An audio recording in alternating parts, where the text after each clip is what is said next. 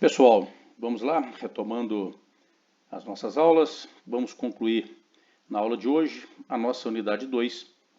Vamos falar um pouco a respeito do juiz das garantias, do foro por prerrogativa de função e das funções essenciais da justiça. Iniciando a nossa fala a respeito do juiz das garantias, deixando claro aqui que o nosso objetivo não é nem de longe esgotar o assunto. O nosso foco é chegar nos apontamentos finais, apresentando as discussões relativas à justiça militar estadual, possibilidade do juiz das garantias no âmbito da justiça militar estadual. O juiz das garantias, ele foi introduzido no direito brasileiro com a Lei 13.964 de 2019.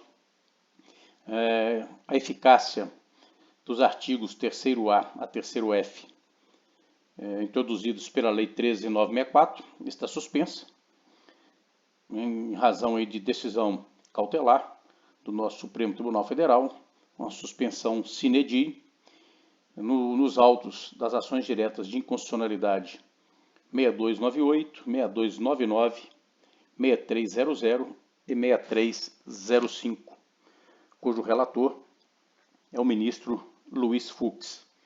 A discussão relativa à constitucionalidade ou não desses artigos, em linhas gerais, em torno da existência de vício formal, no sentido de que a iniciativa deveria ser do Poder Judiciário, e essas alterações foram introduzidas por meio de emenda do Parlamento. O projeto de lei que foi enviado pelo Executivo, o pacote anticrime, ele não trazia o juiz das garantias. O Parlamento emendou esse projeto, retirando aí algumas informações, alguns artigos já discutidos no âmbito do PLS 156, o projeto de lei do Senado, que hoje tramita na Câmara, já aprovado, portanto, pelo Senado, que é o projeto de lei do novo Código de Processo Penal. Então, essa discussão em uma dessas ADIs relacionada ao vício de iniciativa. Há também a discussão relacionada ao vício à inconstitucionalidade material. O vício no sentido de que estaria sendo afrontada aí a autonomia administrativa e financeira do Poder Judiciário. E aí, de fato, a gente observa o artigo 3º-D, parágrafo único, que ele trata não de questões de processo penal, mas de questões que, em tese, deveriam ser tratadas pelos tribunais, ou seja, pelo Poder Judiciário, no âmbito aí da sua autonomia administrativa e financeira. Portanto, feitas essas introduções, vamos ao estudo do juiz das garantias. Eu inicio com essa imagem que retirei da internet. E vejam bem, olha a fala de um: agora vai ter juiz das garantias. E o outro, de forma muito assustada, responde. E responde com uma pergunta: então no passado não tinha garantia nenhuma? Precisamos pensar o juiz das garantias a partir dessa imagem. No seguinte sentido: sempre existiu o juiz das garantias. E nós vamos falar dele mais adiante. Sempre existiu um juiz com competência para tutelar direitos na fase pré-processual. A diferença que nós temos com a introdução do juiz das garantias no CPP é que agora esse juiz que tutela direitos na fase pré-processual, ou seja, no curso da investigação, não pode mais atuar durante a instrução criminal, não pode sentenciar, não pode falar mais nos autos até o trânsito em julgado da sentença condenatória ou absolutória. Então, sempre existiu um juiz das garantias. O que nós temos agora é uma cisão de competências entre a fase pré-processual e a fase processual, a fase instrutória. Mas antes de a gente aprofundar nos artigos, do 3º-A ao 3º-F, vamos compreender de forma rápida aqui o que vem a ser um processo de partes, um processo que se afina ao sistema acusatório, que é o sistema previsto na nossa Constituição. É um processo em que nós precisamos separar alguém que acusa, alguém que promove a defesa e alguém com competência para julgar. Mas não basta separar essas três funções. É preciso distanciar quem julga da produção da prova. É preciso distanciar quem julga da gestão da prova. Produção de prova e gestão de prova que deve ficar com quem acusa e com quem promove a defesa. Esse processo de partes, como vimos lá nas nossas primeiras aulas, é um processo que ocorre a partir do contraditório. A prova produzida pela acusação, ela submetida ao crivo do contraditório, pode ser discutida pela defesa. A prova apresentada pela defesa, submetida ao contraditório, pode ser discutida e refutada pela acusação. Observem que, nessa estrutura de um processo de partes, estas partes, que é quem acusa e quem defende, é responsável por apresentar as provas, é responsável por produzir as provas, é responsável por discutir as provas, por questionar uma prova em face da outra. E aí sim, submeter estas provas, esse conjunto probatório, a um juiz. Mas não é qualquer juiz. A um juiz que não fora contaminado pela atividade probatória. Portanto, num processo de partes, dentro do sistema acusatório, aquele juiz que teve contato com as provas na fase pré-processual não pode julgar o feito, instruir o processo na fase seguinte. Cabe a esse juiz, a quem as partes submetem as provas produzidas, um juiz isento, imparcial, aplicar o direito ao caso concreto. E aí eu destaco para vocês, tendo por supedâneo, tendo por base, por referência, tendo por norte, não a verdade real, mas a verdade processual. A verdade processual, ela guarda relação direta com o processo de partes. A verdade processual guarda relação direta com o sistema acusatório. E mais adiante nós vamos retomar essa discussão. E aí nós vamos estudar dos artigos 3º-A ao artigo 3º-F do Código de Processo Penal, com atenção muito especial por 3º-A e para o 3º-B. Vamos, portanto, ao artigo 3º-A. Vejam bem, o 3º-A diz o seguinte: o processo penal terá estrutura acusatória, vedadas a iniciativa do juiz na fase de investigação e a substituição da atuação probatória do órgão de acusação. E eu destaco para vocês, o processo penal terá estrutura acusatória. E você me pergunta, mas a estrutura já não é acusatória? Sim, a estrutura já é acusatória. O que nós temos com o artigo 3º-A, na verdade, e a doutrina assim tem trabalhado, e em termos de sugestão de doutrina, eu deixo para vocês aí o professor Renato Brasileiro, o professor Auri Lopes Júnior e o professor Nestor Távora. Esses três, além de outros tantos, né? Temos vários artigos, mas esses três eu indico para vocês aí em termos de leitura em relação ao juiz das garantias. Ora, o que o artigo 3º faz é consolidar a estrutura acusatória. Uma estrutura acusatória já prevista no artigo 129 da Constituição, que diz que compete privativamente ao Ministério Público promover a ação penal pública na forma da lei. Por isso, veda a substituição, ou seja, o juiz não pode substituir aquele que tem como atribuição acusar. Ao juiz cabe julgar. Vamos voltar nessa discussão mais adiante. Veda também ao juiz a iniciativa na fase da investigação. Muito embora, desde a reforma processual penal de 2008, 2011, nós já encontramos uma série de vedações à iniciativa do juiz no curso da investigação. Mas o artigo 3º-A consolida essa estrutura acusatória.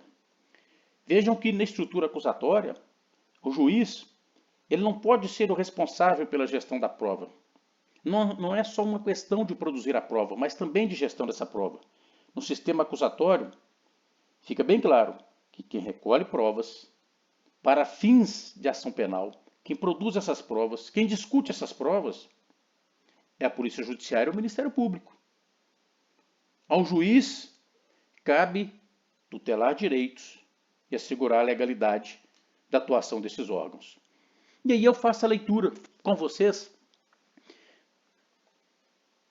do artigo 3º-B para a gente evoluir um pouco mais. Olha só, o juiz das garantias é responsável pelo controle da investigação criminal e pela salvaguarda dos direitos individuais, cuja franquia tenha sido reservada à autorização prévia do Poder Judiciário. E já já nós vamos estudar quais são as competências desse juiz das garantias. Antes disso, vamos discutir um pouco sobre essa dicotomia processo penal acusatório para um processo penal inquisitório. E aí a gente traz duas informações de forma muito simples, sem carregar a informação para vocês. Ora, o processo penal acusatório é um processo que se limita à verdade processual, como eu disse para vocês ainda há pouco. E dentro dessa lógica de se limitar à verdade processual, ele tem o réu como sujeito de direitos. Portanto, se a acusação não apresentou as provas suficientes para uma condenação, não cabe ao juiz buscar estas provas no afã de descobrir a verdade real. Cabe ao juiz julgar a partir da verdade processual, tratando esse réu como sujeito de direitos. E no processo inquisitório? No processo inquisitório a situação se inverte. Existe uma busca incessante pela verdade real. E com isso, atropela-se direitos fundamentais. Direitos fundamentais que discutimos quando tratamos de Estado Democrático de Direito. Fazendo do réu não o sujeito de direitos, mas um objeto da investigação.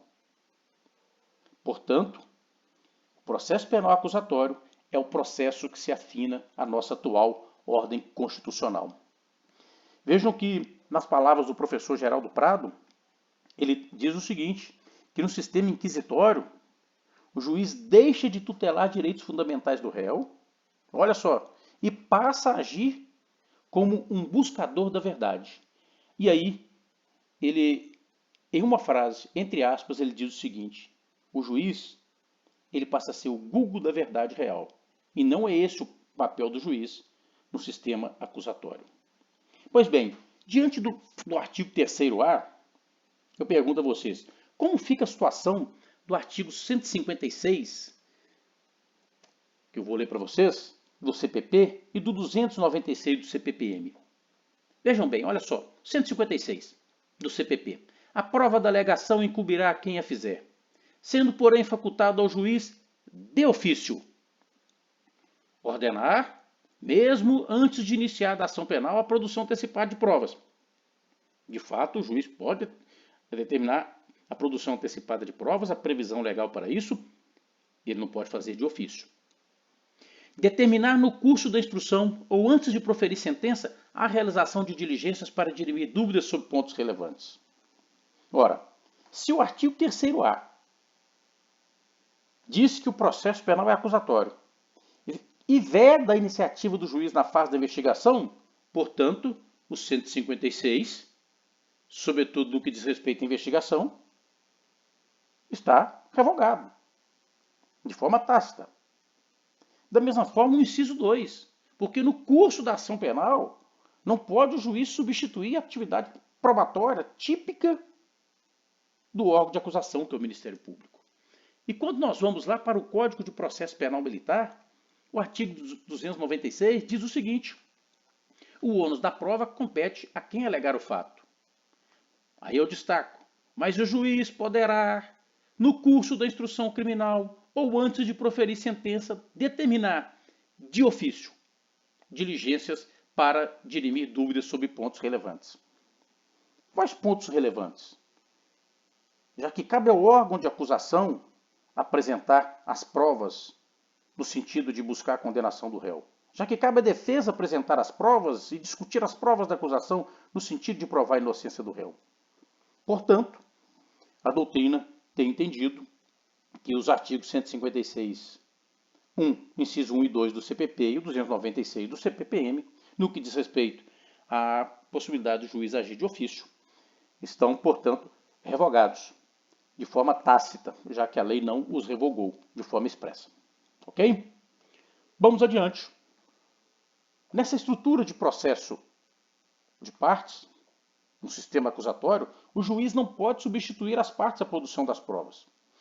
quer seja na fase pré-processual ou na fase da instrução processual. Qual que é o objetivo disso? O objetivo é preservar a imparcialidade do juiz. Não é subtrair competência do juiz, não é subtrair poderes do juiz.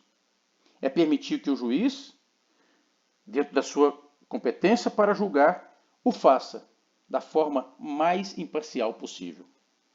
Mas é possível o juiz agir no curso do processo penal? Ou será que a estrutura acusatória e o processo de partes exige uma certa apatia do juiz? Absolutamente que não.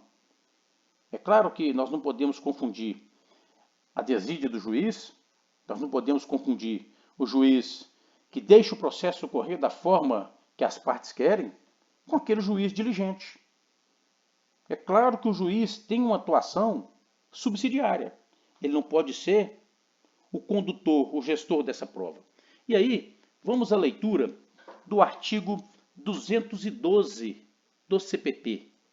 Vejam bem, quando nós pegamos o 212, trata das perguntas que são formuladas à pessoa que está sendo ouvida. Então, as perguntas serão formuladas pelas partes diretamente à testemunha, não admitindo o juiz aquelas que puderem induzir a resposta, não tiverem relação com a causa ou importarem na repetição de outra já respondida. Parágrafo único. Olha que interessante. Sobre os pontos não esclarecidos, o juiz poderá complementar a inquirição. Então, a atuação do juiz é subsidiária. Se já está tudo esclarecido, não cabe a interferência do juiz, porque a prova deve ser discutida no âmbito das partes. Ok? E aí, eu pergunto para vocês, o artigo 3º-A, ele veda ao juiz substituir a atuação probatória do órgão de acusação. Bom, se fizermos a leitura dessa forma, e simples assim, é possível compreender que o juiz pode substituir a atuação probatória da defesa. Concordam comigo? Vejam bem o artigo 3º-A. É vedada a substituição da atuação probatória do órgão de acusação. O legislador não vedou ao juiz, no artigo 3º-A, a substituição da atuação probatória da defesa. Ora, é claro que está vedada também a atuação do juiz em relação à defesa, já que o processo é de partes, já que o sistema é acusatório. Nós precisamos extrair do artigo 3º-A a lógica de que ao juiz também é vedada a substituição da defesa. E por que essa lógica de se vedar a substituição da defesa? É porque ao juiz, quando ele substitui a defesa, ele pode estar produzindo provas também para a acusação. E ao substituir a acusação, ele pode estar produzindo provas para a defesa.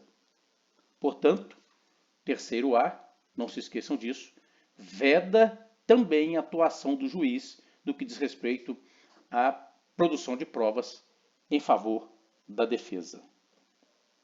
E aí vamos discutir a competência, portanto, do juiz das garantias.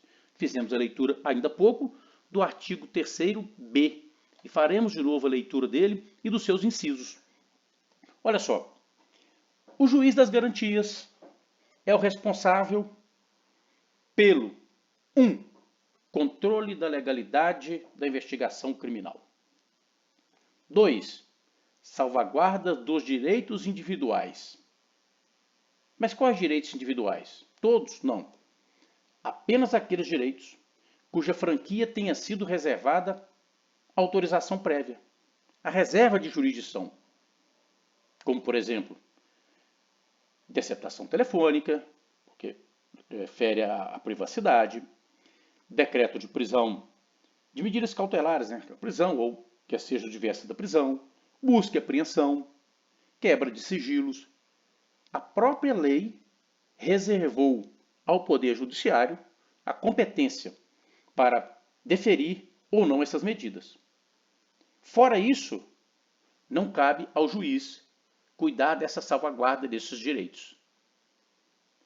Vamos à leitura, portanto, do artigo 3º-B e seus incisos. Olha só, o que compete ao juiz das garantias? Receber a comunicação imediata da prisão.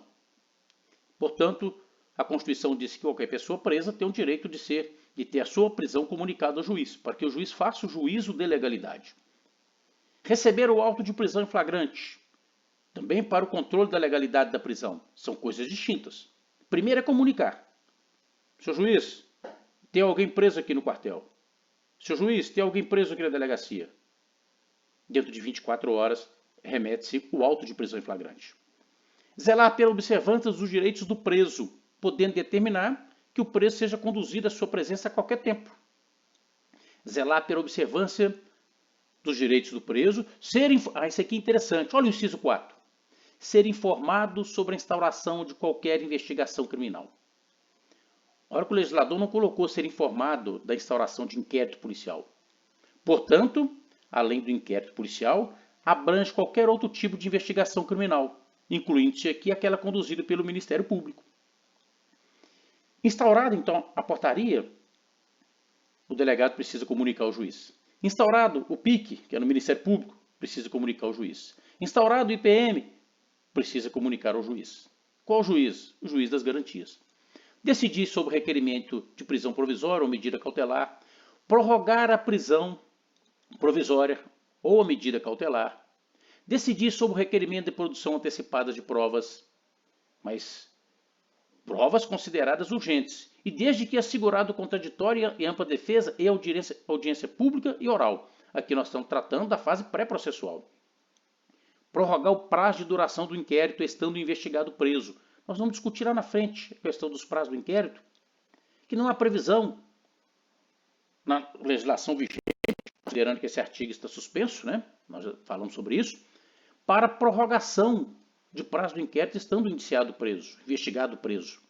Já o artigo 3º-B, inciso 8, ele estabelece essa competência para o juiz das garantias.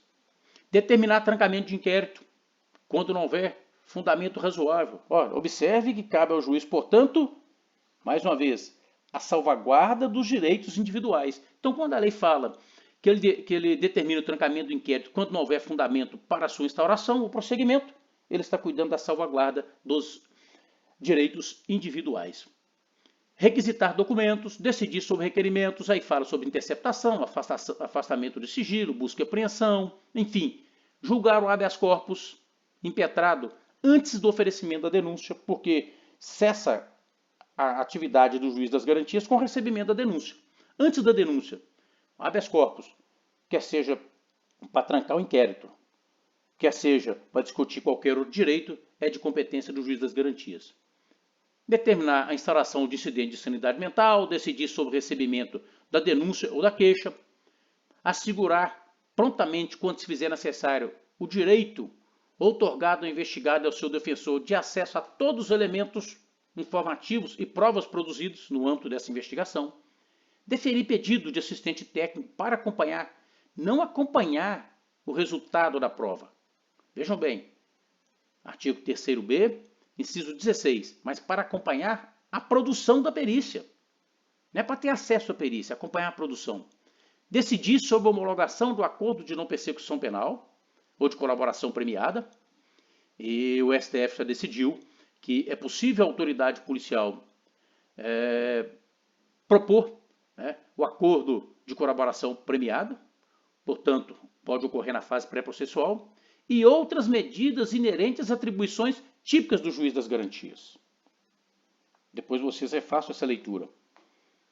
Dessa leitura, então, nós podemos concluir que o juiz das garantias atua na fase da investigação criminal, que ele está impedido de atuar na instrução e julgamento do mesmo processo, que a sua competência é funcional, é uma competência por fase do processo.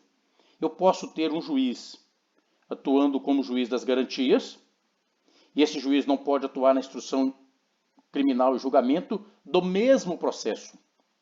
Eu posso ter, por exemplo, um juiz na comarca A, o juiz, ele é juiz das garantias da comarca B. O juiz da comarca B é juiz das garantias da comarca A, sem nenhum problema. O que não pode é atuar no mesmo processo. Existe uma cisão funcional que separa o juiz que atua na fase pré-processual do juiz que atua na fase processual, na fase de instrução e julgamento. E aí, apenas reforçando aquela nossa fala inicial, sempre existiu um juiz de garantias. Sempre existiu. Um juiz que tem competência para tutelar direitos na fase investigatória. Ora, quem decreta prisão temporária? Quem decreta prisão preventiva? É o juiz. Este juiz é o juiz das garantias. E ele só decreta prisão temporária ou prisão preventiva nos casos em que a lei permite. E sempre mediante provocação. Ele não pode agir de ofício. O que nós temos então de diferente é que agora este mesmo juiz, ele está proibido de instruir o processo e de julgar. Diferente do que vimos trabalhando até então, no nosso Código de Processo Penal, em que o juiz que primeiro lidava com os autos se tornava o juiz prevento, portanto, aquele juiz que teve contato com o inquérito, que prorrogou prazo, que decretou prisão preventiva, que deferiu medida cautelar, que expediu mandado de busca e apreensão, era o juiz necessariamente prevento em termos de instrução criminal. Agora, a lógica se inverte. E se inverte de forma muito acertada dentro de um processo penal de partes, dentro do sistema acusatório. Vamos adiante. Eu pergunto para vocês, a investigação depende do juiz das garantias? O inquérito policial depende do juiz das garantias? O inquérito policial militar depende desse juiz das garantias? Não depende. A investigação ela pode se iniciar, ser desenvolvida e concluir sem que o juiz tenha que dar nenhuma ordem, sem que o juiz tenha que decidir absolutamente nada. Grande parte dos inquéritos caminham assim. A autoridade policial instaura o inquérito. Agora, a partir do momento que o STF julgar essas ações diretas de constitucionalidade, e creio eu que o juiz das garantias será sim uma realidade, apenas um tempo para que o Poder Judiciário se estruture, e esse tempo é realmente necessário. Os 30 dias dados pelo legislador são de fato insuficientes. Como estruturar essa nova competência, ou essa cisão de competência, dentro de 30 dias? Né? Então, será sim uma realidade. O que vai acontecer é que a autoridade policial ela vai informar o juiz a instauração do inquérito. E o juiz não pode fazer nada, salvo se ele for provocado, quer seja pelo Ministério Público, quer seja pela autoridade policial. Então a investigação não depende do juiz das garantias. E eu trago para vocês aqui a lição do professor Aurí Lopes Júnior. Ele diz o seguinte: o juiz não é sujeito necessário na fase pré-processual e será chamado quando a excepcionalidade do ato exigir autorização ou controle jurisdicional, ou ainda quando o sujeito passivo, ou seja, aquela pessoa que está sendo investigada ou indiciada, estiver sofrendo algum tipo de restrição no seu direito de defesa. Nós veremos mais adiante que já na fase pré-processual, no curso do inquérito, a defesa participa, inicia-se sua atividade defensiva. Ou quando essa pessoa, investigado ou indiciado, estiver sofrendo restrições no seu direito de acesso à prova, de acesso aos autos, por parte do responsável pela investigação. Portanto, a investigação não depende do juiz das garantias, mas é na investigação que o juiz das garantias atua. Ao juiz das garantias cabe, portanto, primeiro, o controle da legalidade da investigação, foi o que nós vimos no artigo 3º-B, e a salvaguarda dos direitos individuais. Quais direitos individuais? Aqueles que por força de lei, que por força de preceito constitucional, está reservada a cláusula de reserva à decisão do Poder Judiciário. Peguemos o exemplo da prisão, exceto o caso de prisão em flagrante. E a prisão prevista no artigo 18 do CPPM, qualquer outra possibilidade de restrição do direito de ir e vir do cidadão, foi reservada a uma decisão do Poder Judiciário. A prisão em flagrante não. Portanto, não cabe ao juiz das garantias definir sobre a prisão em flagrante. Cabe a ele ser comunicado da prisão em flagrante, cabe a ele receber o auto de prisão em flagrante e, nos termos do artigo 310 do CPP, fazer o juízo da legalidade e adotar as providências que nós vamos estudar um pouco mais adiante. E eu pergunto para vocês, e nas infrações de menor potencial ofensivo? Como que fica a situação do juiz das garantias? Aí nós vamos fazer a leitura do artigo 3º-C. Olha só. A competência do juiz das garantias abrange todas as infrações penais. E aí o legislador excetua, exceto as de menor potencial ofensivo. E quando que cessa a competência do juiz das garantias? O mesmo artigo continua. E cessa com o recebimento da denúncia ou a queixa, nos termos do artigo 399 do Código de Processo Penal. Olha só. As infrações penais de menor potencial ofensivo, ou seja, aquelas abrangidas pela Lei 9.099, aquelas cuja pena seja inferior a 2 anos, ou seja, não ultrapasse 2 anos, melhor dizendo, essas infrações penais estão fora da competência do juiz das garantias. É que, de regra, nós não temos investigação dessas infrações. É que, de regra, é lavrado o TCO. A pessoa conduzida, ela é feito o TCO, a pessoa se compromete e, a partir daí, nós não temos auto de prisão em flagrante, nós não temos uma investigação. Aliás, TCO, cuja atribuição já não é mais afeta apenas a Polícia Judiciária Civil. Há várias decisões, e em Minas Gerais, vários municípios, várias comarcas, a grande maioria, e Brasil afora também, a grande maioria, a Polícia Militar, ela lavra o termo circunstanciado de ocorrência. E existe um ganho muito grande nessa atuação da Polícia Militar, lavando o termo circunstanciado de ocorrência. Qual o ganho? O ganho para a Polícia Militar e para a Polícia Civil. Para a Polícia Civil, porque desonera a Polícia Civil dessas infrações de menor potencial ofensivo e a libera para a investigação de crimes cuja atribuição é apenas dela. E é bom para a Polícia Militar, porque nós reduzimos deslocamentos desnecessários. Mas não é esse o objeto do nosso estudo nem da nossa discussão. Vamos, portanto, mais adiante.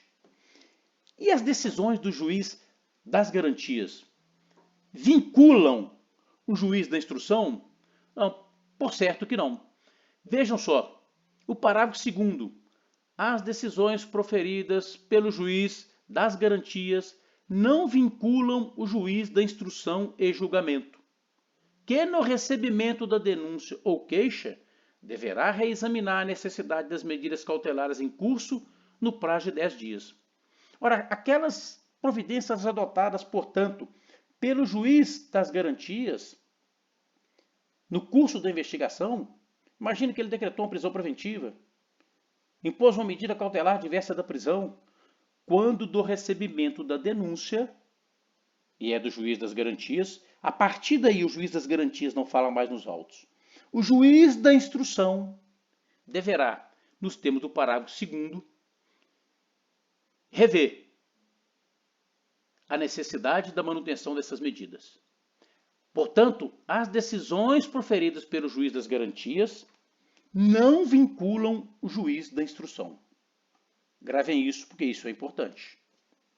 E mais, e o que ocorre com os autos produzidos na fase da investigação? Hoje, o inquérito acompanha o processo. A prova produzida na fase pré-processual, ela é utilizada mais adiante. O juiz tem contato com esses autos. Claro que precisa ser refeita, as oitivas, enfim, mas o juiz tem contato com essa fase. O juiz que instrui e que julga tem contato com essa fase. Bom, com o juiz das garantias, então logo o STF decida a respeito dessa questão, vejam bem o parágrafo 3º do 3º-C. Parágrafo 3º do artigo 3º-C. Os autos que compõem as matérias de competência do juiz das garantias ficarão acautelados na secretaria do juízo. Qual juízo? Do juiz das garantias. À disposição de quem? Do Ministério Público da Defesa. E não serão apensados aos autos do processo enviados ao juiz de instrução e julgamento, ressalvada aquelas provas que não podem ser repetidas, laudos, por exemplo, medidas de obtenção de provas ou de antecipação de provas. Claro, se a prova foi antecipada na fase pré-processual, ela sim o foi, visando a fase processual. Essas provas que não podem ser repetidas, portanto, deverão ser remetidas em autos apartados para o juiz da instrução. Portanto, o que ocorre com os autos produzidos na fase da investigação são arquivados no juízo relacionado ao juiz das garantias. E aí nós chegamos na justiça militar. Deixo para vocês a leitura dos demais artigos. Terceiro D, terceiro E, terceiro F. É importante que vocês façam essa leitura. Mas e como que fica o juiz das garantias na justiça militar? Quando nós pegamos a Lei 13.964, nós vamos observar que ela não alterou o Código de Processo Penal Militar em relação ao juiz das garantias. Alterou inserindo o artigo 16A. Nós vamos estudar mais adiante. Mas ela não tratou do juiz das garantias no Código de Processo Penal Militar.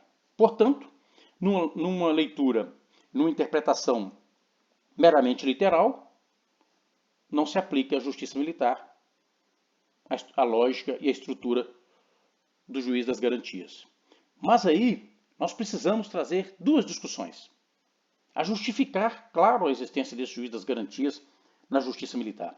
Primeira, o próprio Código de Processo Penal Militar, no seu artigo 3º, diz o seguinte: os casos omissos neste Código serão supridos a. Pela legislação processual penal comum. Portanto, a 13.964 alterou o CPP. O juiz das garantias foi instituído no Código de Processo Penal comum. Então, os casos omissos serão supridos pela legislação processual penal comum, quando aplicável ao caso concreto. Ora, o juiz das garantias, previsto no Código de Processo Penal comum, ele é aplicável aos processos que tramitam na justiça militar? Ele é aplicável à necessidade de se fazer essa cisão na justiça militar, separando um juiz que cuida da fase da investigação e tutela direitos do investigado e do indiciado, separando do juiz que tem competência para instruir o processo, para sentenciar, para conduzir esse processo até o trânsito em julgado? Não tenho dúvida que sim, que é aplicável. E o próprio artigo 3º fala, olha, desde que não haja prejuízo para a índole do processo penal militar.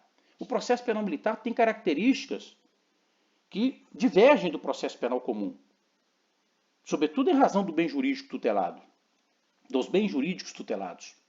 Né? Mas em que ponto o juiz das garantias afeta a índole do processo penal militar? Em absolutamente nada. Mas o juiz das garantias, ele é a consolidação do sistema acusatório, não foi isso que vimos? Um sistema acusatório do processo penal brasileiro, não é do processo penal comum, é do processo penal brasileiro. Aí então temos incluído o processo penal militar. Vejam que o juiz das garantias, quando ele é tratado como uma consolidação do sistema acusatório, nós estamos dizendo que o juiz das garantias, ele é a consolidação de um sistema constitucional. O juiz das garantias, ele é um juiz necessário dentro da estrutura de um Estado democrático de direito, que optou pelo sistema acusatório. Portanto, embora o legislador, por desídia, e infelizmente isso ocorre, isso vem ocorrendo, as alterações promovidas pelo legislativo no Código de Processo Penal não são replicadas no processo penal militar. A sensação que se tem é que o legislador esquece que existe um sem número de jurisdicionados na justiça militar. Parece que esquece que o militar, quer seja das Forças Armadas, quer seja das polícias militares ou corpos de bombeiros militares, são sujeitos de direito e que, portanto, os institutos de avanço no processo penal devem sim alcançar o processo penal militar. A justiça militar, portanto, deverá se estruturar a fim de que tenhamos um juiz, talvez uma das auditorias, que fique por conta de atuar como juiz das garantias. E aí, quando o comandante instaurar o inquérito, ele comunicará a esse juiz. E aí, quando o Ministério Público instaurar um processo de investigação criminal, ele comunicará a esse juiz. E aí, sempre que a autoridade militar delegada ou autoridade polícia-judiciária militar precisar entender que a situação requer o decreto de prisão preventiva, ele deverá demandar a esse juiz. E esse juiz será o responsável por receber a denúncia. E a partir daí, cessa a sua competência. E os autos desse IPM não mais acompanhará a denúncia, não mais acompanhará aquelas provas irrepetíveis. Os autos do inquérito, como regra, ficará arquivado na Secretaria do Juiz das Garantias. Mas a Justiça Militar é uma justiça especializada. E aí você me pergunta, como que fica a situação da Justiça Eleitoral? Bom, a Justiça Eleitoral, a doutrina tem entendido que foge um pouco a essa lógica. Veja bem, o Juiz das Garantias foi introduzido no direito brasileiro por uma lei ordinária, que é a 13.964. Mas quando nós vamos lá para a Constituição, e eu vou fazer a leitura para vocês aqui do artigo 131 da Constituição, vamos dizer aqui se é o 131 mesmo, exatamente. Ela fala o seguinte, que só por meio de lei complementar pode-se trabalhar a competência da Justiça Eleitoral. Ora, se só por meio de lei complementar é possível alterar, discutir a competência da Justiça Eleitoral, portanto, a Lei 13.964 não pode alterar essa competência do juiz eleitoral, estabelecendo a lógica do juiz das garantias. Observe que a 13.964 é lei ordinária. Na verdade, eu li para vocês, falei 131, é 121, tá? 121, corrigindo. Lei complementar disporá sobre a organização e competência dos tribunais, do juiz de direito e das juntas eleitorais. Portanto, meus amigos, tecnicamente, no âmbito da justiça eleitoral, não há que se falar em juiz das garantias. E nesse sentido também foi a decisão do presidente do STF, que foi o primeiro a falar nas ações diretas antes de distribuir para o ministro Luiz Fux. E em uma das suas decisões, ele deixa bem claro, estou afastando o juiz das garantias do âmbito da justiça eleitoral. Pela dificuldade, sobretudo, de se estruturar. Ele não entra nessa questão do artigo 121, mas a doutrina já vem discutindo essa questão do artigo 121 da Constituição. Se a Constituição diz que só por meio de lei complementar é possível estruturar e definir a competência dos tribunais e dos juízes eleitorais, não pode, portanto, a lei ordinária assim o fazer. E olha, voltando aqui de novo na questão do juiz das garantias na justiça militar, observe que o jurisdicionado militar é sujeito de direitos. E essa instituição do juiz das garantias, tal qual posta no CPP, e ao fixar, consolidar, sedimentar as estacas do sistema acusatório, precisa alcançar sim a justiça militar, sob pena de desvirtuar a lógica do processo penal e uma lógica que se assenta no Estado Democrático de Direito. Se assim não o fizer, estará sufocando os postulados do contraditório e da ampla defesa.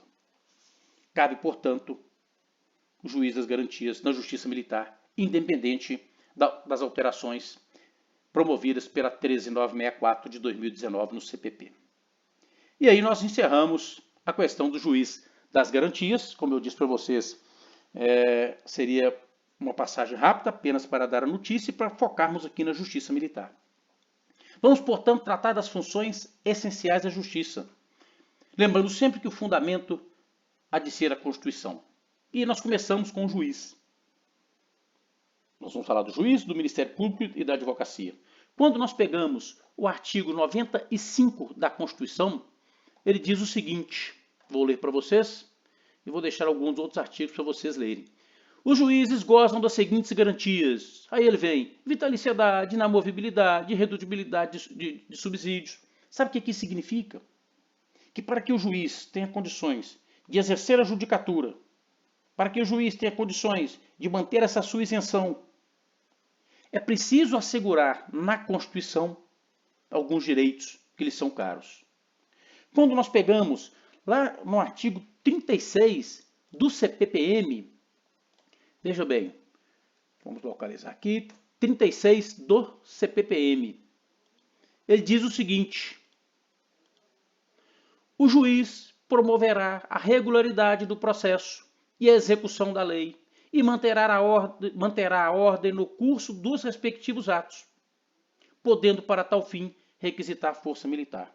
Ora, o juiz é essencial à justiça, não tenha dúvida disso. Deixo para vocês a leitura do artigo 251 do CPP e faço a leitura do artigo 140 e 143 do Código de Processo Civil. Olha só, 140. O juiz não se exime de decidir sob alegação de lacuna ou obscuridade do ordenamento jurídico. Não pode o juiz, portanto, deixar de dizer o direito. Quando nós vamos ao 143, vocês leiam depois o 141 e 142, o juiz responderá civil e regressivamente por perdas e danos quando, no exercício de suas funções, proceder com dolo ou fraude, recusar, omitir ou retardar, sem justo motivo, providência que deva ordenar de ofício ou a requerimento da parte. Observe que o juiz tem responsabilidades muito bem definidas no curso do processo. E o Ministério Público? O Ministério Público está lá no artigo 127 da Constituição. Quando nós olhamos o 127, a gente fala muito do 129, mas o 127, vejam bem, farei a leitura para vocês aqui. Artigo 127. Quando trata do Ministério Público, ele diz o seguinte: o Ministério Público é instituição permanente, essencial à função jurisdicional, portanto, função essencial à justiça. Essencial à função jurisdicional do Estado, incumbindo-lhe a defesa da ordem jurídica, do regime democrático e dos interesses sociais e individuais indispensáveis. E aí, a própria Constituição traz, no 127 e no 128, as atribuições do Ministério Público. Quando pegamos o artigo 27, o 257 do CPP, 34, 54 e 55 do CPPM, também trata dessa essencialidade do Ministério Público. Remeto vocês e peço que leiam, portanto, esses artigos, são importantes. E a advocacia? A advocacia, aí sim, falei que era o artigo 131, mas é agora o 131. A advocacia, nós temos que compreendê-la dividindo entre advocacia pública, advocacia privada e a defensoria pública. Quando nós pegamos o artigo 131 da Constituição, ele diz o seguinte: a Advocacia Geral da União, e aí por simetria leia-se a Advocacia Geral do Estado também, é a instituição que diretamente ou através de órgão vinculado, representa a União, no caso da GE, o Estado, judicial e extrajudicialmente, cabendo nos termos da lei complementar que dispuser sobre a sua organização as atividades de consultoria e assessoramento jurídico do Poder Executivo. É, portanto, essencial a justiça, porque cabe à advocacia pública, vamos pegar aqui no caso do Estado, a nossa GE, promover a defesa do Estado. Quando um policial militar, portanto, ajuiza uma ação contra o Estado, quando um candidato é reprovado no psicotécnico e ele quer discutir isso em juízo, a GE promove a defesa do Estado. Quando, em razão da atuação policial, alguém se sente lesionado e ajuiza uma ação contra o Estado de perdas e danos, buscando uma reparação pelo dano causado, uma reparação financeira, a GE promove, portanto, a defesa do Estado. E aí, e a advocacia privada? Bom, a advocacia privada nós vamos separar. A advocacia, de um modo geral, vamos separar entre a privada e a pública. A defensoria pública e a privada. A advocacia pública é aquela que defende o Estado. O que nos interessa? Aquela que defende o réu, já que estão tratando do processo penal. Aí a advocacia privada e a defensoria pública. Quando nós pegamos lá o artigo 133, vejam bem, o advogado é indispensável à administração da justiça. Portanto, o advogado é essencial. Ele é indispensável à administração da justiça. Quando nós pegamos o artigo 134, ele trata da defensoria pública. A defensoria pública é instituição permanente, essencial à função jurisdicional do Estado. Portanto, a advocacia é essencial à administração da justiça.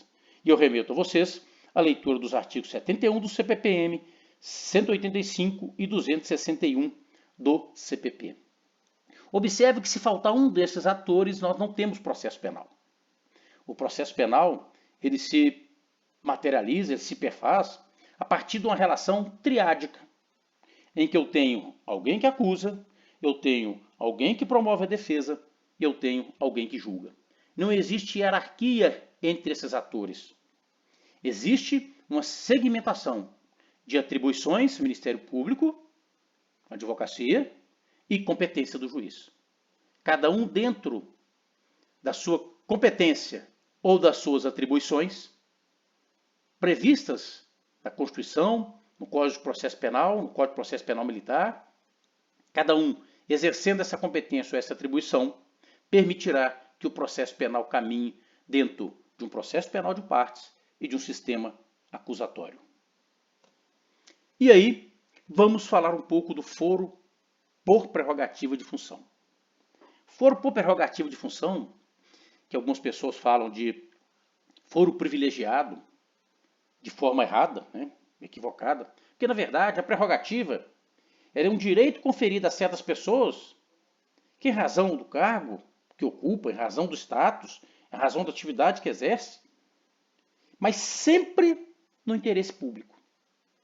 E esse sempre no interesse público eu destaco porque nós vamos falar já já a respeito de como o STF vem tratando a prerrogativa, o foro por prerrogativa de função. Porque ele sempre soou como um benefício. É de se perguntar, que benefício tem alguém não ser julgado no tribunal, ou seja, o tribunal que para todos os outros é segunda instância, para essa pessoa é instância inicial, suprimindo a possibilidade de um recurso.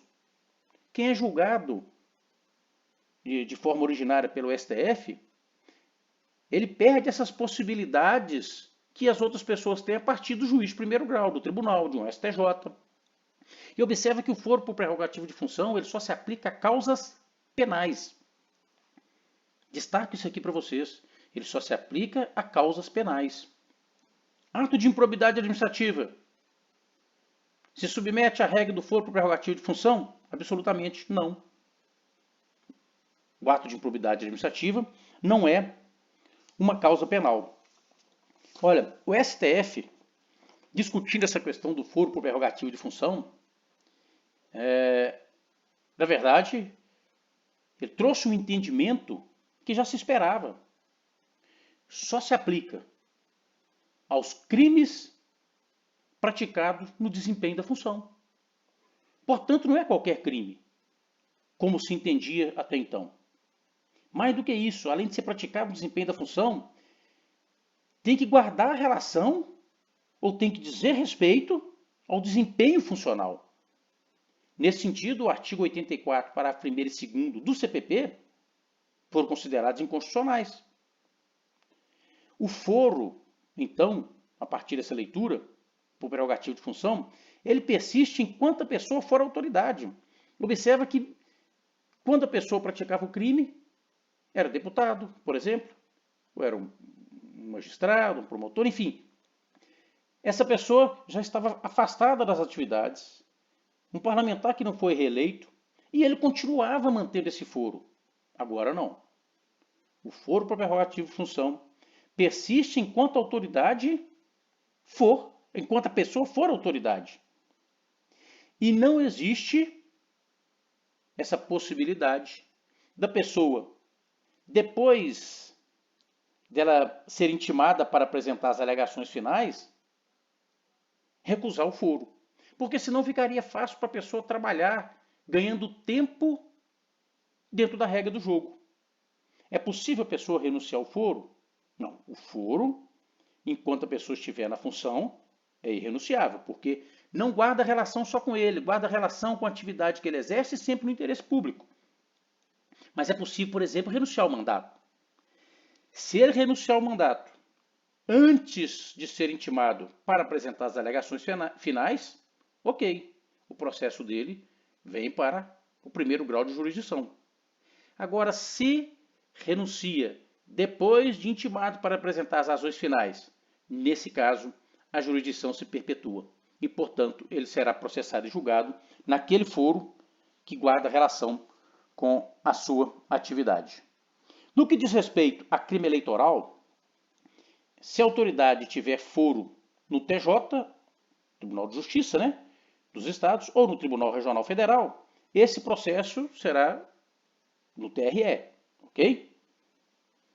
E nós vamos discutir mais adiante, no finalzinho, a questão do foro definido nas constituições estaduais.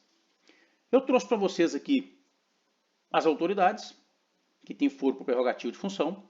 A leitura dos artigos deixo para vocês, como nosso dever de casa. Então, quem tem foro no STF?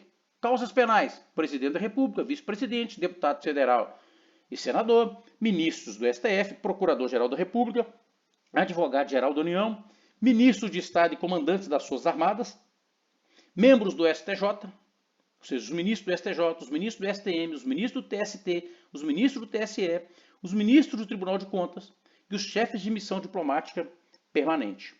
Estas pessoas têm, portanto, caso cometam crime, serão processadas e julgadas originariamente no Supremo Tribunal Federal. E no STJ, foram no STJ, governadores de Estado. Está lá no artigo 105.1. Além dos governadores de Estado, os desembargadores do TJ. E eu disse isso para vocês lá atrás e repito aqui. Os juízes de segunda instância da Justiça Militar Estadual não são julgados no STJ. O foro é no TJ, porque eles são juízes. No STJ, então, governador e o vice-governador, TJ. Está prevista a Constituição do nosso Estado. Não tem previsão na Constituição Federal. Desembargadores, STJ. Desembargador do TRF, membros do TRE e TRT, STJ. Tribunal de Contas, STJ. Do Distrito Federal, inclusive do Distrito Federal e de municípios. Dos estados, Distrito Federal e municípios. Alguns municípios têm Tribunal de Contas, exemplo do Rio de Janeiro. Membros do Ministério Público da União, que oficiam perante tribunais, STJ. Se ele não oficia perante tribunais, TRF. Deputados estaduais.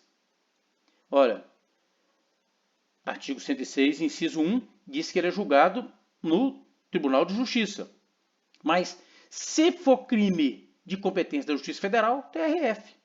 Se for crime de competência da Justiça Especializada, sobretudo eleitoral, vai para o TRE, Justiça Eleitoral, no nível de tribunal.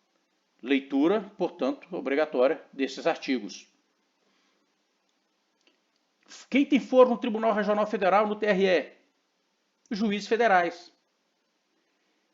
E como é que fica os juízes que atuam na Justiça Militar e na Justiça do Trabalho?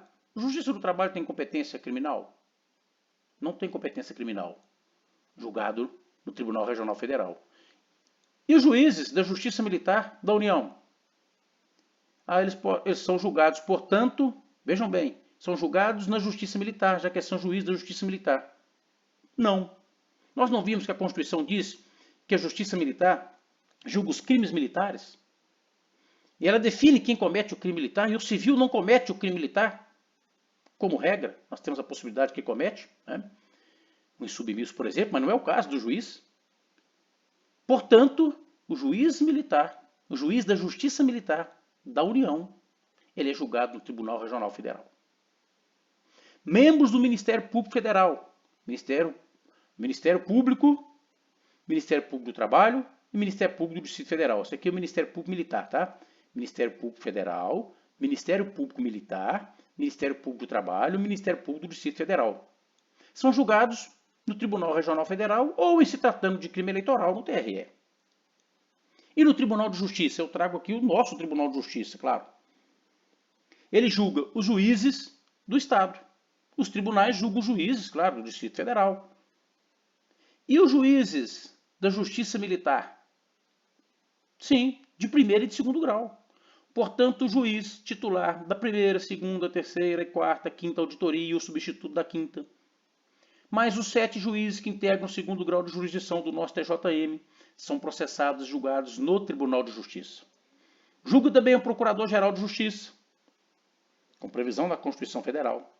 Julga os membros do Ministério Público, então o promotor de justiça, ele é julgado no TJ. Julga o prefeito, está lá no artigo 29. Os prefeitos municipais são julgados no TJ. E a nossa Constituição Estadual traz que compete ao Tribunal de Justiça processar e julgar as causas penais de forma originária o comandante-geral da PM do Bombeiro, o chefe da Polícia Civil e o secretário de Estado. O comandante-geral, o chefe da Polícia Civil, o comandante-geral do Bombeiro, os comandantes gerais PM, BM e chefe da Polícia Civil, a Constituição os coloca no mesmo nível de secretário de Estado, tem o mesmo status. E se o comandante-geral comete um crime militar?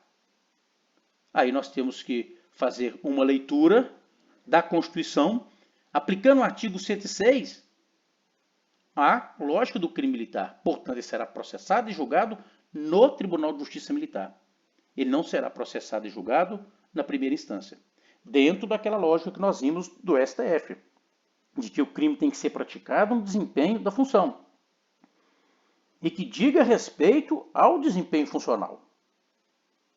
Fora isso, a competência deixa de ser por prerrogativa de função e passa a ser a competência conforme nós já estudamos, definida em razão da matéria, em razão do local, em razão da pessoa, enfim. Leitura do artigo 106, inciso 1, obrigatória para vocês. E aí, vem uma discussão interessante. Como que fica a situação do Tribunal do Júri e a prerrogativa de função? Em se tratando de prerrogativa de função definida na Constituição Federal, vamos pegar, por exemplo, aqui o Procurador-Geral de Justiça, o Promotor de Justiça, os juízes. Ora, se um membro do Ministério Público ou um juiz de direito comete um crime doloso contra a vida, um homicídio doloso, ele não será processado e julgado no Tribunal do Júri, porque o Tribunal do Júri ele tem assento na Constituição. E o foro por prerrogativa de função dessas autoridades também tem assento na Constituição. Prevalece, portanto, o foro por prerrogativa de função, quando definido na Constituição Federal, em relação à competência do Tribunal do Júri. Agora, se esse foro por prerrogativa de função for definido exclusivamente nas Constituições estaduais, aí prevalece o Tribunal do Júri. Tomem nota na súmula vinculante, número 45 do STF, que ela diz o seguinte: a competência constitucional do Tribunal do Júri prevalece sobre o foro por prerrogativa de função estabelecido exclusivamente pela Constituição Estadual. É importante saber isso, um conteúdo importante, tá? Importante para a prova, importante compreender, tá bom? Súmula vinculante número 45. Fica, portanto, a cargo de vocês o estudo das autoridades que têm foro por prerrogativa de função. E nós encerramos, portanto, essa nossa unidade 2. E na próxima aula nós vamos iniciar o estudo da nossa unidade 3, onde teremos oportunidade de discutir uma série de questões relacionadas à Polícia Judiciária Militar, ampliar as discussões em relação às suas atribuições, as limitações, enfim.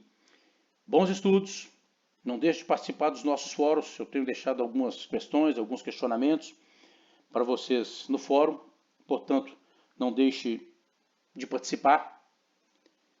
Um grande abraço e até a nossa próxima aula.